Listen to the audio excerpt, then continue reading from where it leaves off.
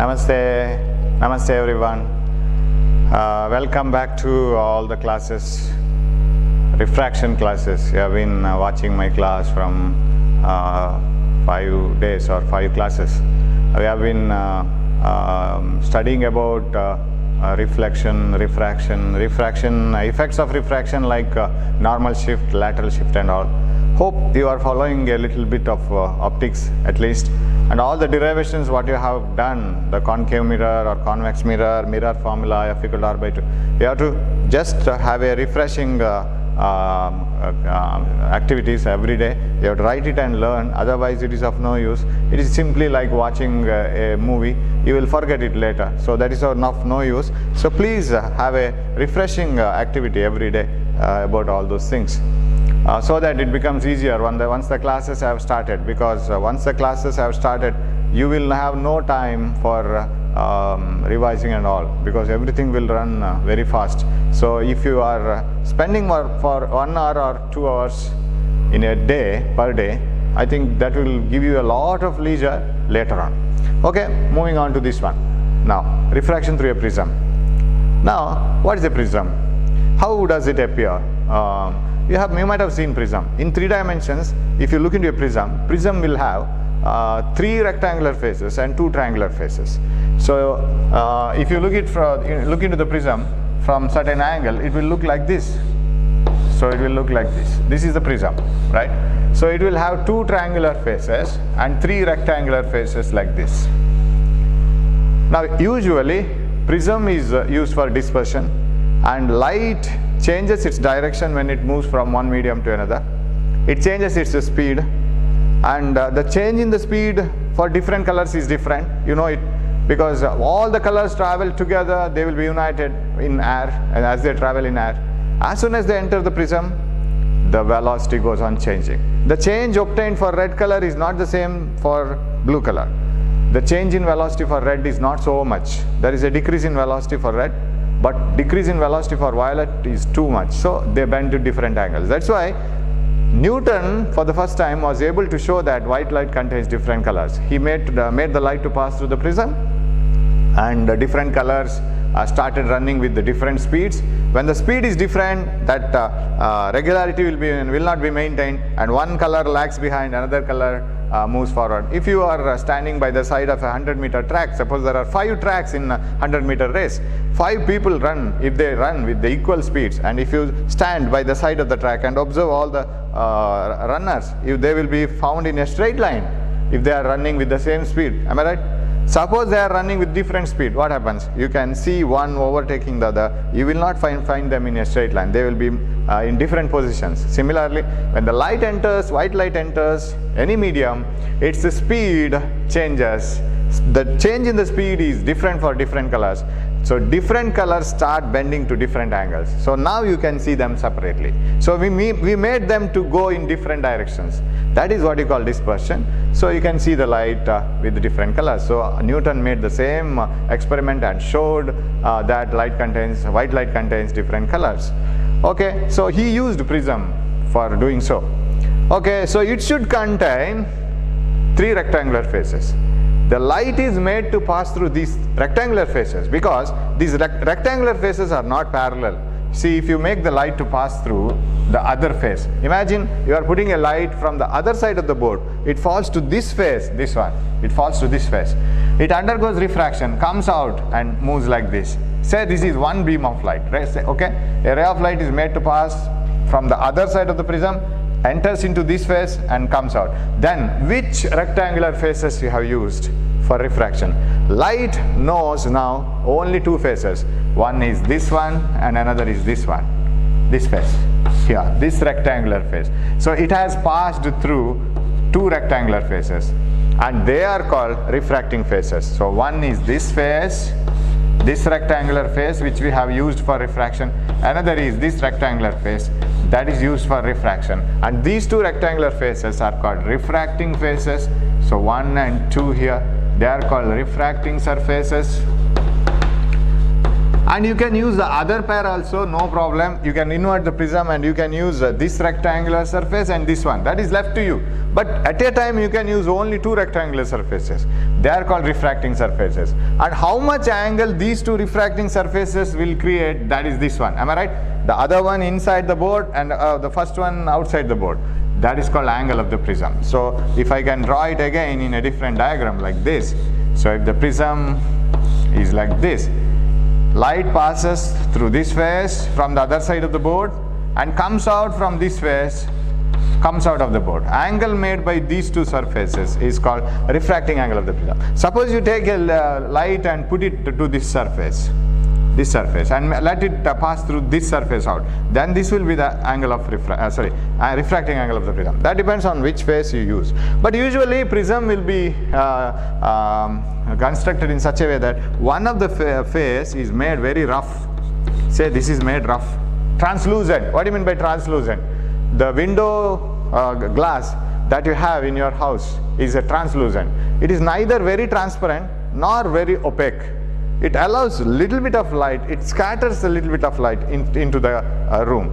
It is not a perfect object which allows the light completely. It doesn't allow the light completely. At the same time, it doesn't block completely. It allows some amount of light to pass through.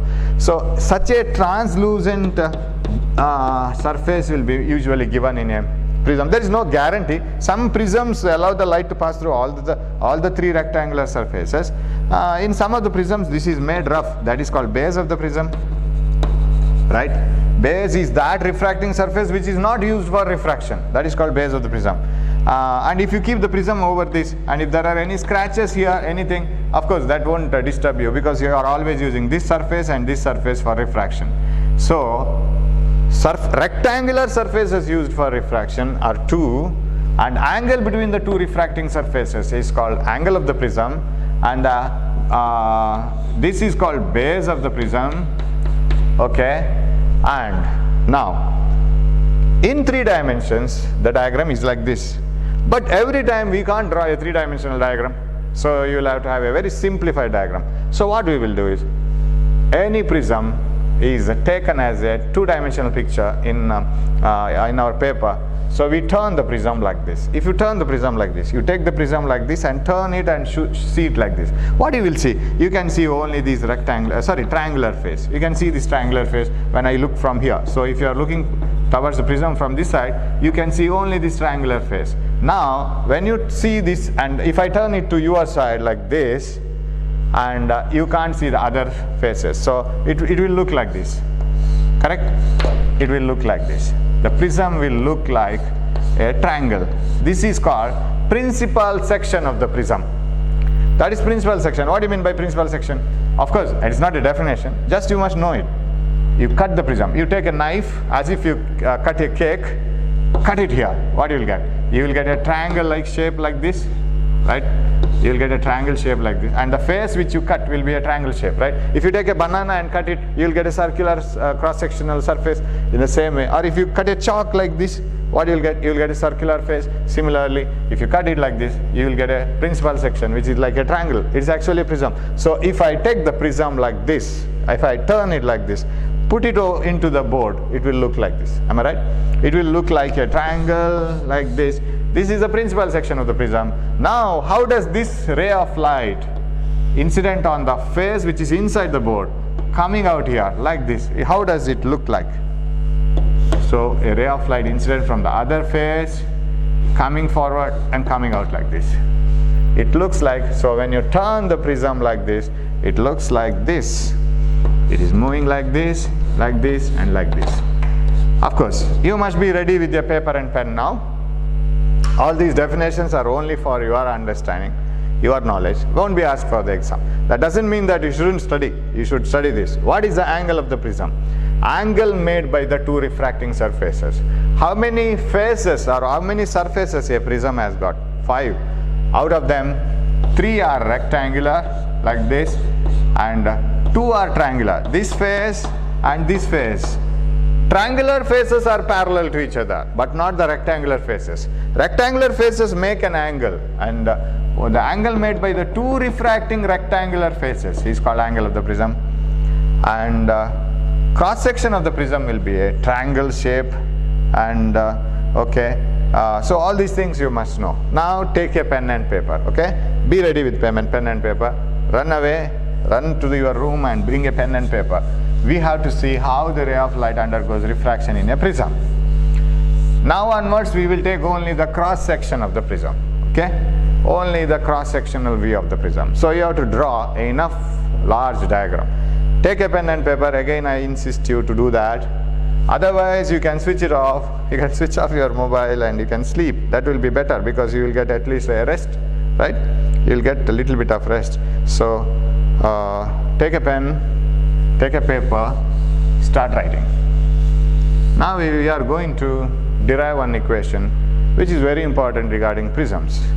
We will take a prism, enough large diagram, not a very small diagram. Say this is the base of the prism. That means where are the other faces are? Here is a rectangular face like this. So here is a rectangular face. And here is a rectangular face. Here is the base. And you can see only the triangular face of the prism. The triangular face here you are looking into. Now I will take a ray of light, put it into this face, right? There is a face here. It gets in and undergoes refraction like this. That is what you have to show.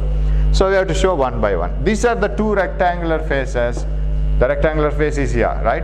Rectangular face is here. Triangular faces are not used for refraction in a prism. Why? Because triangular faces are parallel to each other. You find very hardly you find the refraction or dispersion there. You have to get the two surfaces which are making an angle of the prism. You have to mark it. So as I mark it, you should keep on writing, because this is the first time you are learning, right? And this is a long derivation.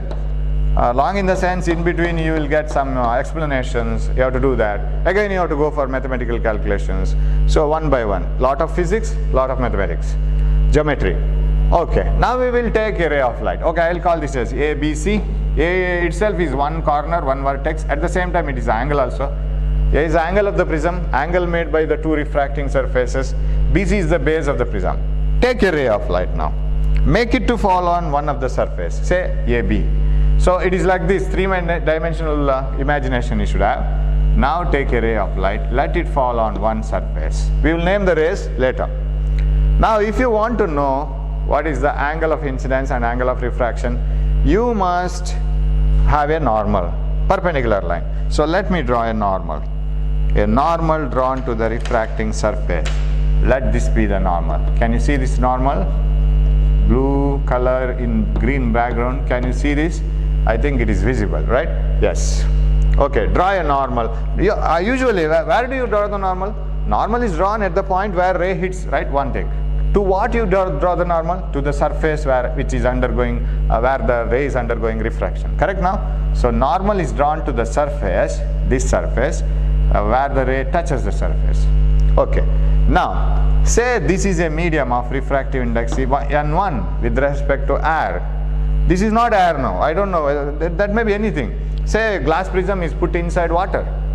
Then this is water, this is glass. This refractive index of water with respect to air. Refractive index of glass with respect to air. What is the refractive index of glass with respect to water? That is N21. That we know. Okay, let it be. These are the refractive indices of the two media. Okay. Now, say this is rarer, this is denser. When a ray of light travels from rarer to denser medium, its velocity decreases, it bends towards the normal. Sir, how do we treat it as towards the normal? You see the original direction. You take the original direction of the ray, you continue this ray, let it be a straight line. That is the direction it would have traveled if there was no prism. In the absence of the prism, the ray would have traveled straight like this. Am I right? The ray would have traveled straight. Because of the prism, it has to bend towards the normal. That means it bends like this. Am I right? Arrow mark, very important. Now indicate the angle of incidence and angle of refraction. We have to stick on to the definition, okay? Only definition. Angle between incident ray and normal. This is I. Angle between refracted ray and normal, angle of refraction, are 1. Okay? Because we are going to have one more angle of refraction. Okay. Finished? Hope you are following. I give enough time to do enough time to draw the diagram. So a ray of light incident at some angle I don't take I1, I2 because I have a different symbol here, and it undergoes refraction. It bends towards the normal since it is denser compared to this, and once it bends, okay, I will use the same color here also. Once it bends towards the normal, you can define what is the angle of incidence and refraction. This is I, this is refraction angle. Now the ray moves from denser to rarer. There is one more phase. After passing through the glass prism, say, it comes out. So how to find out the refraction there? Now it is moving from denser to rarer. So draw a normal once again. I'll use the same ink. Normal to this surface, so it may be somewhat like this, right? This is the normal. Let these two normals join. So you can join them. Let them join. Okay.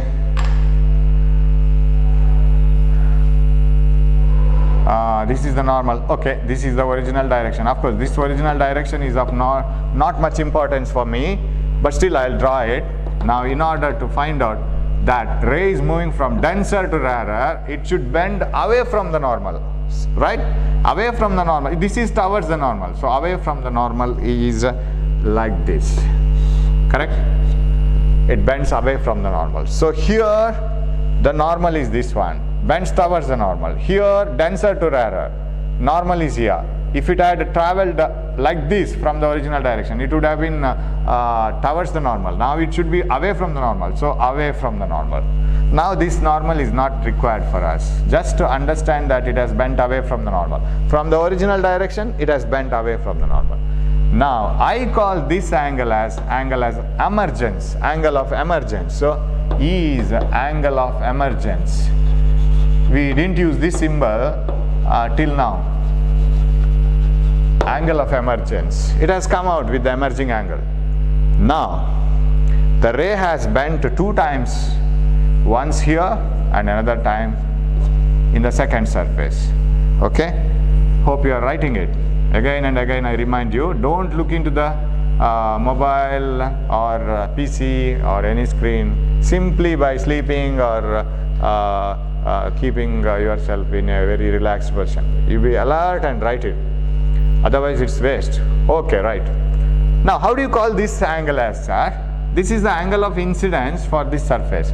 But I don't call it as angle of incidence. I will call it as angle of refraction only. It is R2. For me it is R2. Sir, why do you call it as angle of refraction? Is it not angle of incidence for this surface? Yes.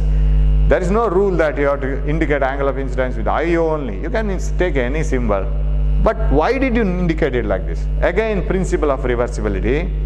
If light was made to move like this, of course, if the light is made to fall like this, it will move like this. Suppose light was made to reflect back using a small mirror, need not be drawn, this one.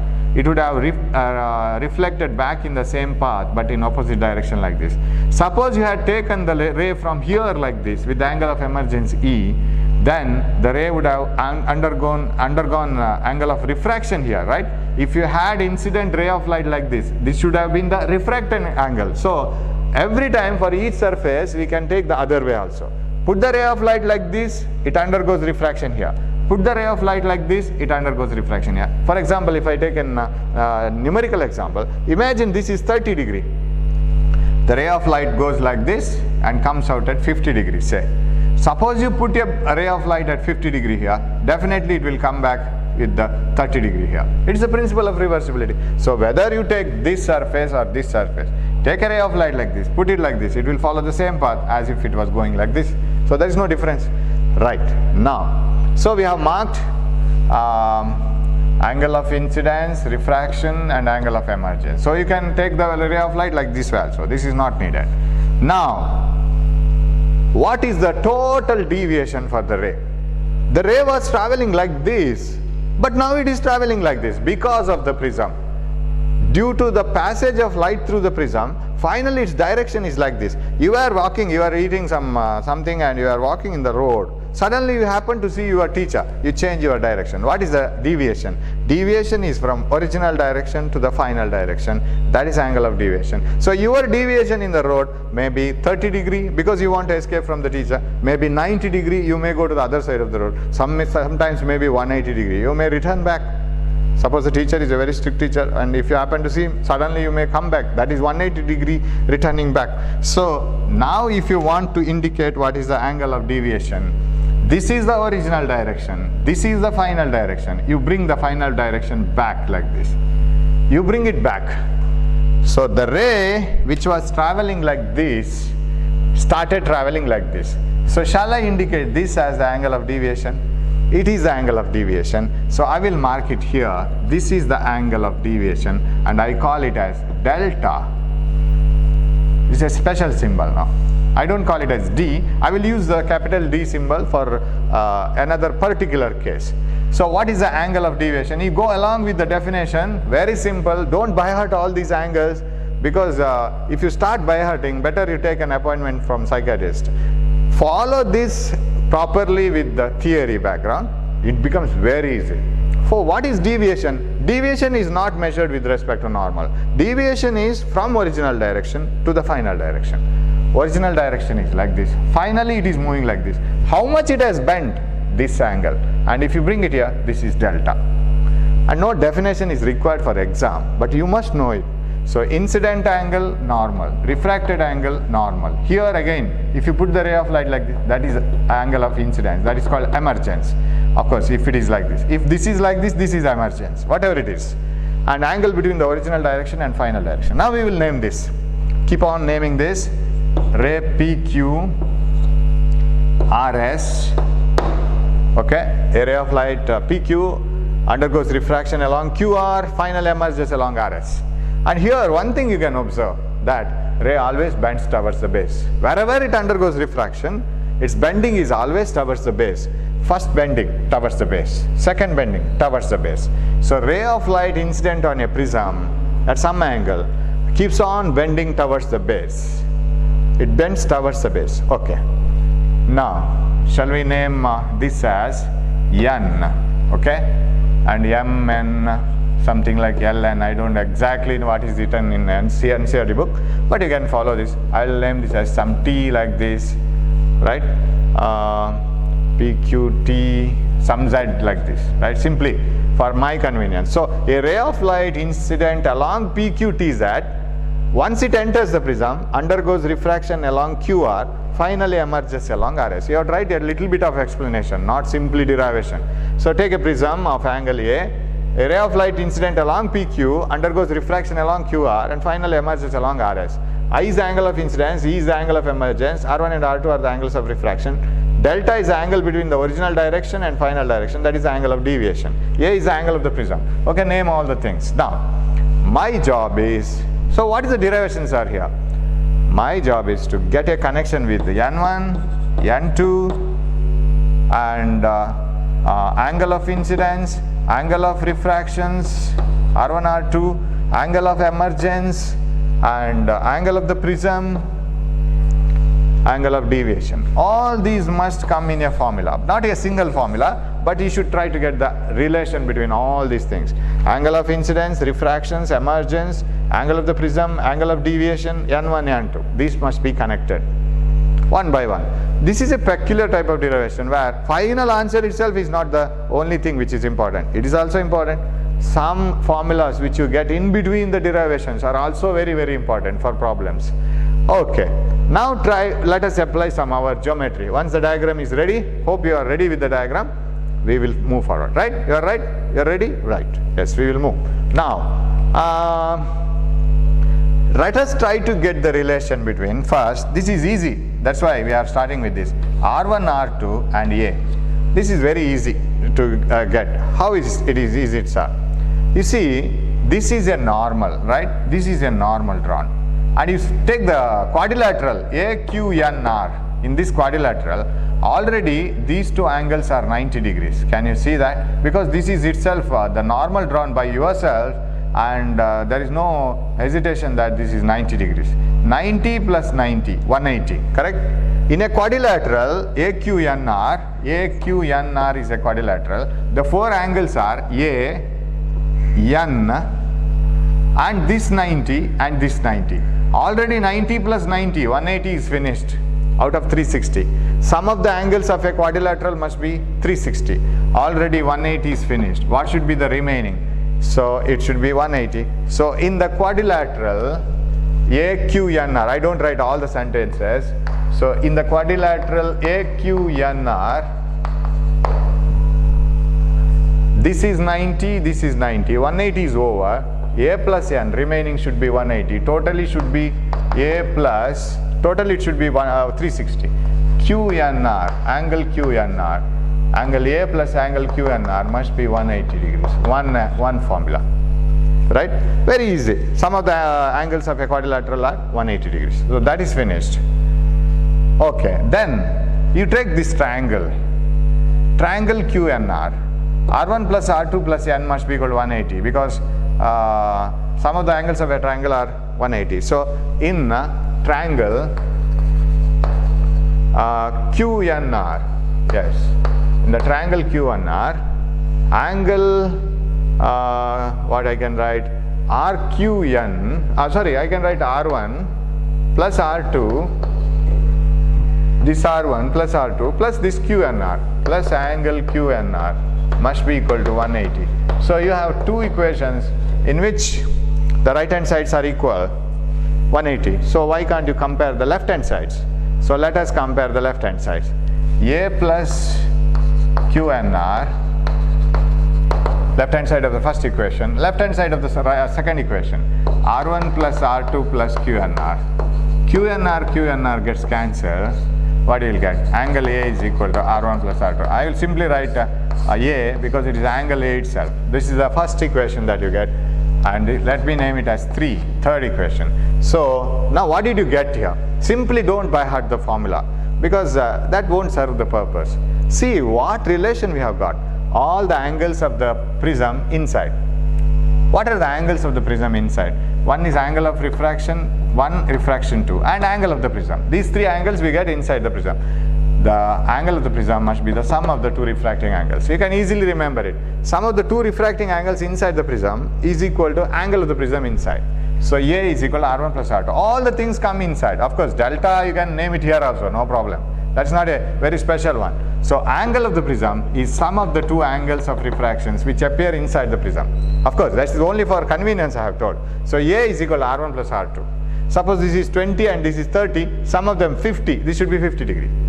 Okay, now we were able to get these characters in our movie.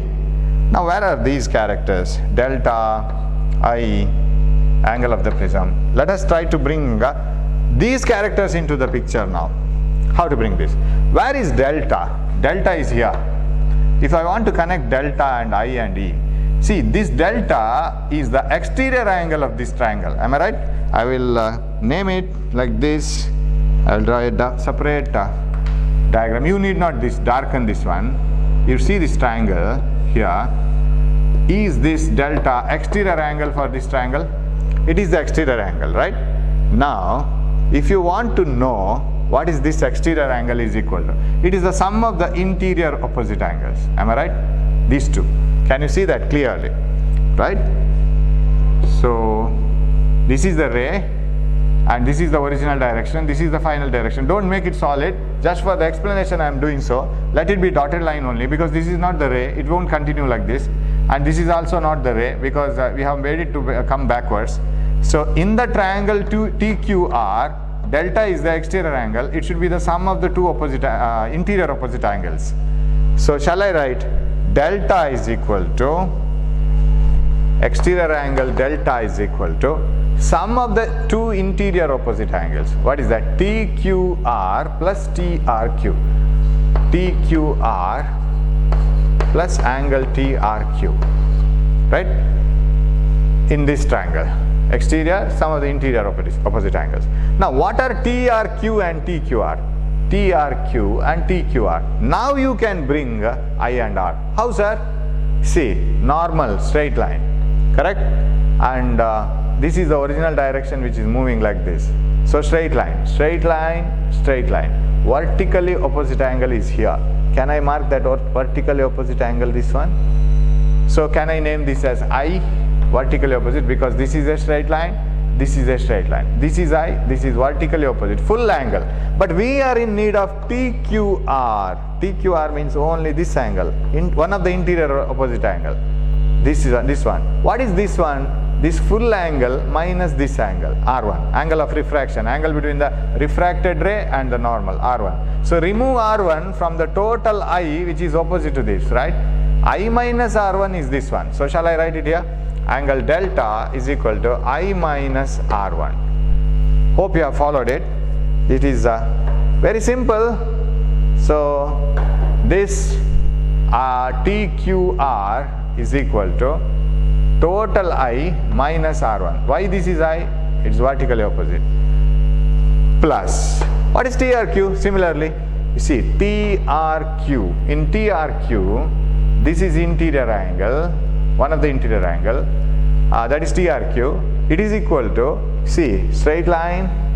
This is quite made to move backwards in order to find out delta. So this is a straight line, this is a straight line. So shall I treat this as E and this as E, right? This whole angle, because vertically opposite, this is E. E minus R2, right? R2 will give you this one. So E minus R2. Hope you have followed, right? Our diagram, after drawing so many things, it has become so ugly that you can't follow. So it is like this. Okay, it's like this. This is R2, so this is normal, and this is R2. Okay, white color, yes. And this is one of the interior opposite angle to delta. This is delta, this is delta, and corresponding to this angle. This is one of the interior opposite angle, and I want full E, which is opposite to this, minus R2, that gives this angle. Okay, now club this. What is delta? Is equal to I plus E minus, I will club this because already I have an equation which is R1 plus R2 equal to A. So I plus E minus of R1 plus R2. Is it okay? I will skip one step. I plus E is okay. Minus R1 minus R2. Can I write minus R1 minus R2 as minus of R1 plus R2? Because if you bring this minus, it is okay then. Minus R1 minus R2. Because I know what is R1 plus R2. A. So what is delta? I plus E minus A. So very simple, right? It is not over. This is also very important. So angle of deviation is given by delta is equal to I plus E minus A. You have to add the angle of incidence, angle of emergence, subtract it from the R1, R2, that is A, R1 plus R2. So this is angle of deviation. Now, here you have to do an experiment. We will come back to the diagram. Now, so this value of delta, this value of R1, this value of R2, this value of I, and this value of E, they may be anything. There is no restriction that it should be this much and that. You can put the ray of light at 30 degrees, 40 degrees, 50 degrees. You can select any angle of incidence, no problem at all.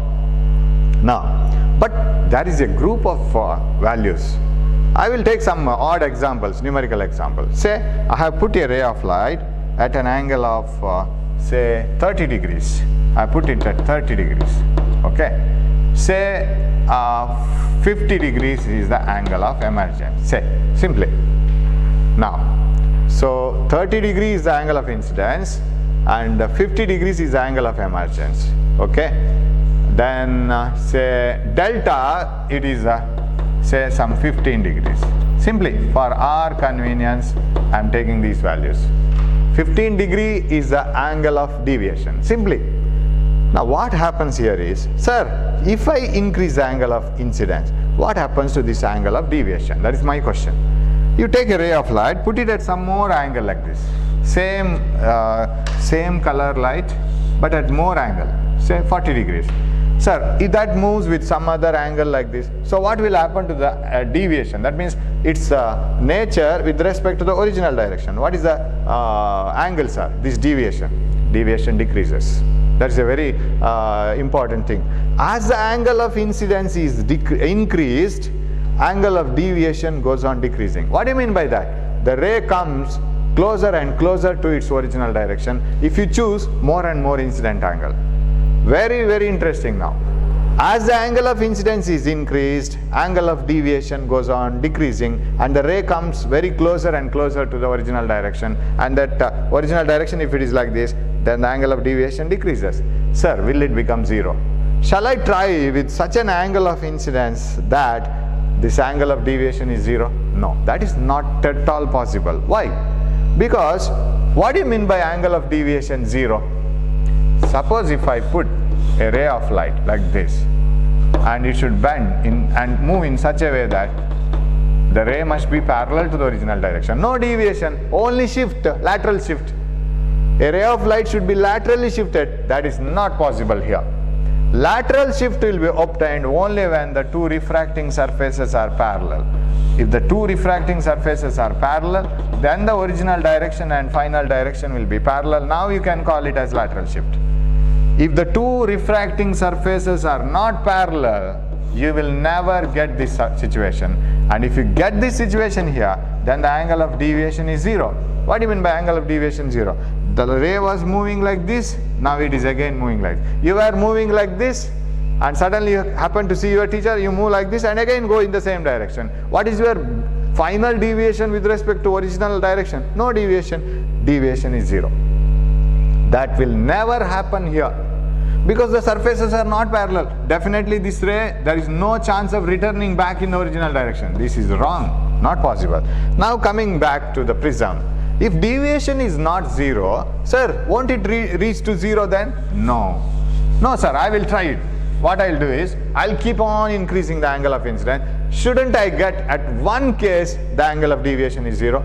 Not at all possible. Even if you go on increasing the angle of incidence, angle of deviation, this angle keeps on decreasing. Even if you try for more and more angle of incidence, angle of deviation decreases, and reaches a minimum value, then starts increasing. That is a very strange thing. You feel or you expect that if I try for larger and larger and larger angles, definitely you will get an angle of deviation 0. That means your expectation is, for some angle of incidence, the ray must go parallel to the original direction. No deviation, only lateral shift. Never. It can never happen, because here the surfaces are not parallel, as I explained earlier. For certain angle of incidence, the angle of deviation decreases and it reaches a minimum angle. It doesn't become 0, then starts increasing if you try for still more angles of incidence. And now let me explain it, and all these explanations you are not going to write in the exam. Simply 1 or 2, 3 sentences. I will tell you what sentences you have to write. Now I explain it in an elaborate way, so that if the things are very clear in your brain, then you can write it in the exam. Always when you write an answer in the exam, whatever you are writing, you must know beyond that. Then only you can write it with confidence. Suppose you know that much only what you are going to write, you will forget it. You must know, you must be a master of what you are writing. You must know more than what you are writing.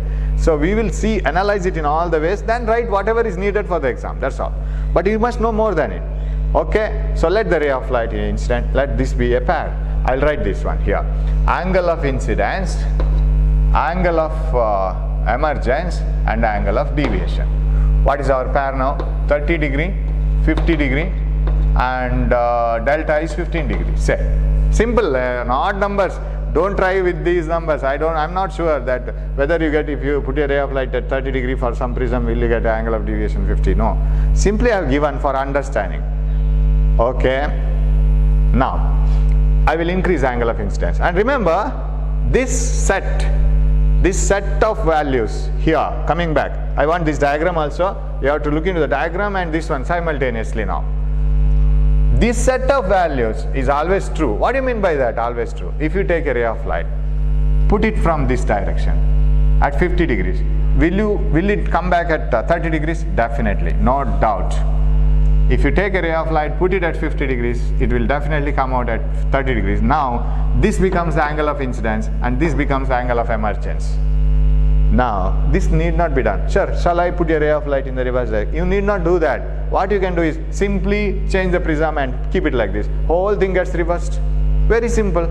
Take the whole prism, keep it in the reversed direction. Then this comes here, that goes to the other side. All the angles will get interchanged. Angle of incidence becomes 50, emergence becomes 30, R1, R2, interchange their positions. It is symmetrical. So you can call this as angle of incidence, this as angle of incidence, this one as emergence, no problem at all. Okay, now shall I increase the angle of incidence? So one thing here, if I ask the prism, you made the ray of light which was moving like this to bend by an angle of 15 degree, right? It is your responsibility, because of the prism that light was able to bend. The light has bent by an angle of 15 degrees because of the prism. Okay, you ask the prism now, which angle of incidence do you need for this type of refraction or deviation? Sir, I need an angle of 30 degrees. Prism will say, sir, if you put a ray of light at 30 degrees on me, I can produce an angle of deviation of 15 degrees. Ask the prism again. Now it is an interview.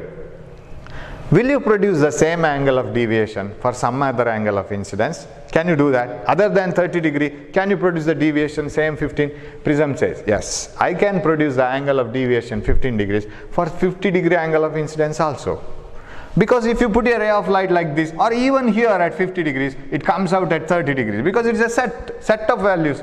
So if the ray of light is incident at 50 degrees like this, or even here, the ray of light comes out at 30 degrees, or even here, if you put it at 50 degree, it comes out at 30 degree, deviation is same. Sir, won't be the different angle of deviation you will get? No, never, because when you put the ray of light like this and it comes out like this is the original direction, and this is the final direction. Angle of deviation doesn't change, it is the same. So whether it is the 30 degree angle of incidence or angle of incidence 50, angle of deviation is same. Only the original direction and final direction lines will get interchanged. That's all. Angle of deviation doesn't go anywhere else, it is the same. So I can write one sentence here. One angle of deviation can be obtained for two angles of incidence, right? I and E. Both give you the same angle of deviation. Whether it is 30, whether it is 50, so angle of deviation is same. So Prism says, I have a speciality. I can give one angle of bending, one angle of deviation from the original direction for two angles of incidence, one from this side, another from that side, or you can choose any side also. These two are the two angles. Okay, now I will increase the angle of incidence. You know what happens when you increase the angle of incidence? Angle of deviation goes on decreasing. Say I go for 40 degrees or okay, 35 degrees. I'll go for 35 degrees. Now let us say this decreases. Say this is 45. Let the angle of deviation be some 12 degrees. Okay? As the angle of incidence is increased, angle of deviation decreases. Just now I have told. Still increase the angle of incidence. I will go on increasing this one. So this is increased, angle of deviation should decrease initially. Okay, 35. I will make this as 40 degrees. Angle of emergence becomes 40 degrees. This decreases. Angle of deviation decreases. Now you try for still more angles of incidence and you are trying to find whether angle of deviation becomes 0. I will make the angle of incidence 45. Now the angle of emergence, say it is 35. Now the angle of deviation becomes 12. It has started decreasing, decreasing, decreasing. Now started increasing. Sir, why did you write this value? Won't it decrease further? Never, because you see this set of values. When the angle of incidence is 35, angle of emergence is 45, angle of deviation is 12. Can you get the same angle of 12 degree deviation for another angle of incidence other than 35? That is this one. That is what is obtained here. Am I right? When the angle of incidence is 45, angle of emergence is 35, angle of deviation is same. Just now we were saying angle of deviation is one single angle of deviation can be obtained for two angles of incidence, right? One angle of deviation can be obtained for two angles of incidence. So this is the one set. Now I think you can carry on this table. I will increase the angle of incidence further, say 50 degree. Then this comes out at, I think you are searching in the table, right? You are inverting this value. When the angle of incidence is from this side 50, this is 30, this is 15. Did you get the idea? So you will get the same angle of deviation for two angles of incidence. They have just interchanged their positions. But as the angle of incidence is increased, angle of deviation decreases, reaches a minimum value. Can you see the minimum value here? This is the minimum value of angle of deviation. It reaches a minimum value, and then if you further increase the angle of incidence, there is no decrease in the angle of deviation, it increases. So don't expect that the angle of deviation becomes zero. Surfaces are not parallel, they will never become zero. This is the story. Now, shall I call this delta by a special name called dm? What is dm? Out of all the angles of deviation, this is the minimum value. You can't get an angle of deviation in that prism lesser than this. And remember, these are all the numerical values just given for your sake, understanding purpose. Don't write that 10 degrees the angle of minimum deviation, okay? That is not the answer. Just numerically you are given some information. This is the minimum value. So now comes the important point. You have to show all these things in a graph. This is needed for exam, not this one. Don't write this in the examination. Of course, I am very sure that you will never write this in the examination, because writing this part in the examination itself is a question mark. Then writing this part is it is out of my imagination. This is important now. I will write angle of incidence. Sorry, angle of deviation here. Okay, and here angle of incidence. Okay, I have to write it little below because I have to write something else also. Okay, I'll write it here. Angle of incidence. So you draw a graph. Of course, here you see, you could have tried for 32 degree, 33 degree, 34 degree, and all the angles. You will get different values of increasing deviation up to here, then decreasing. Those values I have not written. So if you draw a graph of angle of incidence versus angle of deviation, how will the graph, how will it look like? It will be very simple.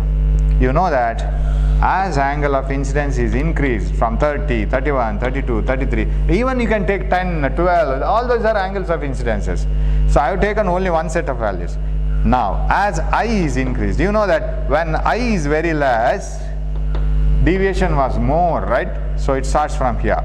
As I increases, D should go on decreasing. So this is delta, angle of deviation. So it decreases like this.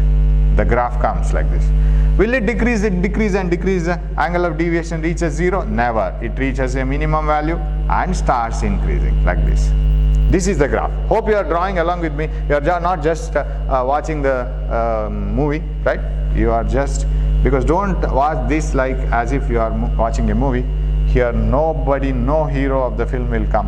It's the only me who will disturb you for 1 hour. So you have to bear with me. Keep on writing it. That gives you a lot of confidence.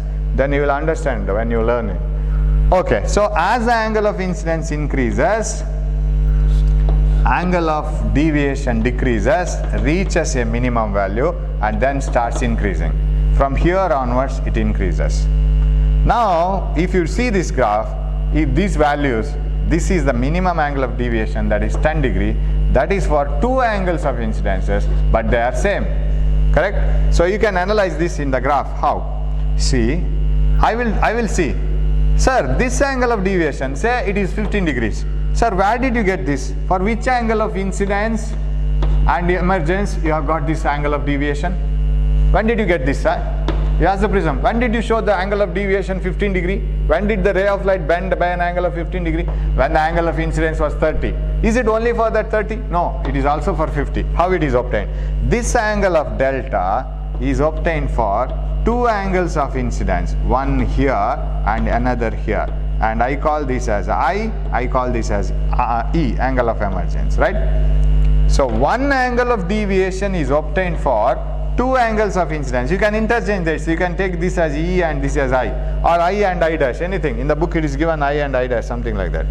Now sir, which angle of incidence has given this angle of deviation? It is these two values. Sir, this angle of deviation is given by which angle of incidence? Only one here. this angle of deviation, I call this as dm, it is obtained for only one angle of incidence. Sir, what has happened to the two values here? They have become equal. Can you see this table? This angle of deviation, the minimum value of deviation, has been obtained for two angles of incidence which are equal. So shall I write I equal to E here? They have become equal. So that part is also important. Angle of deviation will be minimum when angle of incidence and emergence are equal. So you have to draw this graph. So the first part you have to derive A equal to R1 plus R2 in that diagram, and then derive delta is equal to I plus E minus A. It is not a very big derivation, remember, only my explanation is bigger. I am exaggerating everything. Hope you have followed it already. But what you have to write is very less amount of things to write. So you have to derive this, and in between you have to explain. What you have to explain? This much. This graph you have to explain. As the angle of incidence is increased, the angle of deviation goes on decreasing, reaches a minimum value and then increases. For every angle of deviation, there are two angles of incidence. And there is a minimum angle of deviation for which angle of incidence and emergence are equal. So I and E are same. This is the angle of minimum deviation. Now you have to take this into account. You have to take this into account, and now you have to carry on, right? So shall I write here like this? When, hope you can see this one, when delta is equal to dm, when this value of delta is minimum dm, what you will get? I is equal to E, correct? When delta is equal to dm, d minimum, angle of incidence equal to angle of emergence. And remember, if you go back to the diagram, if these two are same, if a ray of light is put at 40 degrees here, what the angle of refraction here you get? If the ray of light is put at 40 degree here, what the angle of refraction here you get? Should be same. They cannot be different. That means R1 must be equal to R2. Have you followed? If this is same as this one, these two should be same, because same medium here. So this medium and this medium are same. Inside it is prism. So a ray of light incident at 40 degree should move at some angle. This should be, if it is incident at 40 degree, it should move by the same angle. So R1 and R2 must be same. So I will use this condition. Now you have to go to this condition. We will come back to the derivation. So as the angle of incidence is increased, angle of deviation goes on decreasing, reaches a minimum value and then increases. At the minimum value of angle of deviation, we know, so this is delta. At the minimum value of angle of deviation, dm, this is I and E are equal, and even R1 and R2 are equal. So if they are equal, hope I can write it here. You can see that, right? I will write it here. If they are equal, what happens to these two equations? What is the result of these two equations? So equation 3 becomes, what does it become? 3 is, I will take R1 is equal to R2 is equal to R. Both are same. I1 is equal to I equal to E is equal to I. Both are same. 2R, A is equal to 2R. Correct? What is R is equal to? Implies R is equal to A by 2. One equation. So I will name this as 5. Our number is growing, equation numbers. What about this become? Then delta has to be replaced as dm, because I am going to write I and E are same. So I have to write equation 4 is delta is equal to I plus E minus A, correct? This is equation 4. So how can I write this now? Delta becomes dm, minimum angle of deviation, this one, but at that position I and E are same. So dm and I plus E, I plus I minus A. So finally this is 2I minus A. Bring this A here. dm plus A is equal to 2I. What is I equal to? dm plus A by 2. So we have got I, we have got R. R is equal to A by 2. This we have seen. So this is only at minimum deviation position. So this was 5, already it was written. This is 6. This is the minimum deviation position angle, right? We are coming to the end of the derivation. Just one application, that's all. So, why did you get this I and R, sir? What is the use? Just to apply angle of incidence, to get connected with the refractive index. I'll draw the prism, simple prism here. See, you have made a ray of light to fall on this, and like this and like this. This is the normal you have assumed. This is the normal here. I, angle of emergence, R1, R2, right? And N1, N2. And this is A.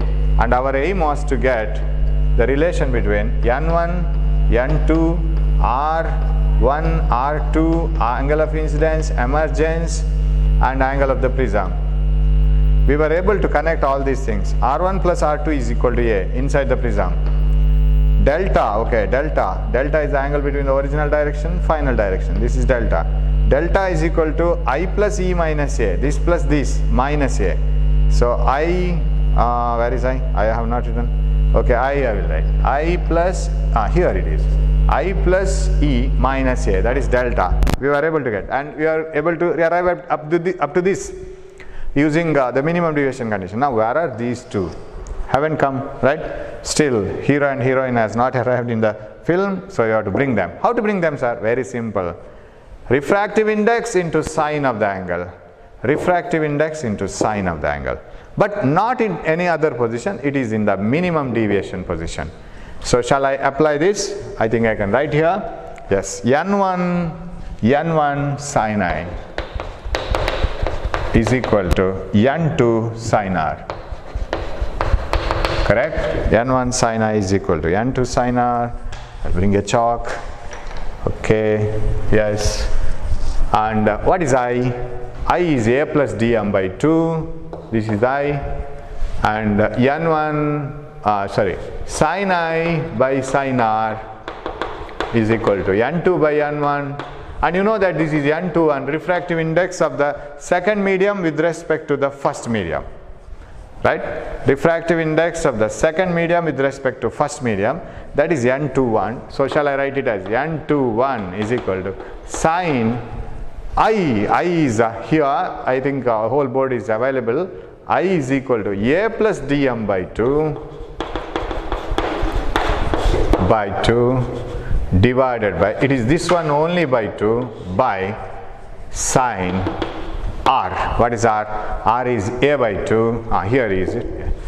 Sine A by 2. See, while writing this should be very important. It is not sine A plus dm by 2. It is not like this. You are not dividing sine theta by 2. It is sine theta by 2. It is sine A plus dm by 2 and sine A by 2. Okay? So, this is the derivation that you are expecting, like this. So, refractive index of the prism, this one, second, with respect to the surrounding medium is equal to sine of the angle of the prism plus angle of minimum deviation by 2, sine divided by sine of the angle of the prism by 2. So, sine A plus dm by 2 by sine A by 2. Very important one, but as a whole it will not be asked for the exam. It will be asked and you may be asked to assume the equations like R1 plus R equal to A and delta is equal to I plus E minus A and all. Sometimes it may be asked to derive only up to delta is equal to I plus E minus A, something like that. But when you learn, you be ready with the whole derivation, right? Very, very important one. Then we will move to the next part in the next class, okay? So this one is very important. The last one, the mathematical steps. Hope you have followed all these things. Here is only the Snell's law we have applied, okay? Study this, and if you have any doubts, again, you know this one, right? If you have any doubts, you just put it in a paper and message to 94801 98001. Okay? Shall we meet in the next class? Thank you.